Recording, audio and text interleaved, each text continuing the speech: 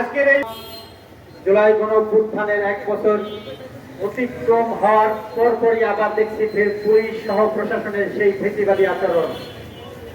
আমরা বিগত ফেসিবাদী সরকারের সময় দেখেছি বিএনপি অফিস সহ বিরোধী দলীয় রাজনৈতিক দল এবং দলের অফিস এবং নেতা কর্মীদের উপরে নিয়মিত আক্রমণ করা হতো।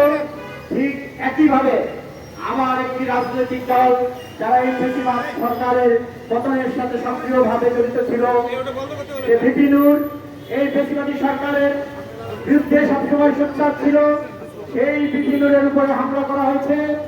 আমরা এই বর্তমান সরকারের বিগত সরকারের মতো ফেসিবাদী আচরণ দেখে খুবই মর্মাহত। আমরা আর কোন রাজনৈতিক দল, আর কোন ফেসিবাদ, আর কোন নাগরিকের উপরে ফেসিবাদী কায়দায় আক্রমণ হোক সেটা দেখতে চাই না।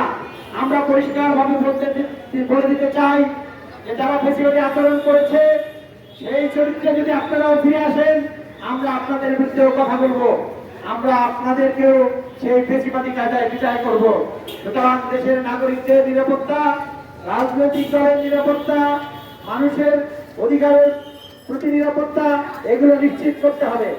আমি অবিলম্বে ভিপি নূরের পরে এবং তার দল গণ অধিকার পরিষদের যারা নেতৃত্ব ছিল তাদের উপরে যে বর্বর হামলা হয়েছে, সেই হামলার বিরুদ্ধে যারা জড়িত ছিল এবং ফেসিবাদের সরাসরি দোষর জাতীয়বাদী সহ যে সকল রাজনৈতিক নেতা কর্মীরা, প্রশাসনের কর্মীরা এই হামলা জড়িত, তাদের বিরুদ্ধে আইনগত ব্যবস্থা নেওয়ার অবিলম্বে অনুরোধ করছি এবং ভিপি নূরের সুস্বাস্থ্য এবং যারা আহত হয়েছে তাদের দ্রুত সুস্থতা কামনা করে আমি আমার সংক্ষিপ্ত বক্তব্য শেষ করছি। ধন্যবাদ সবাই।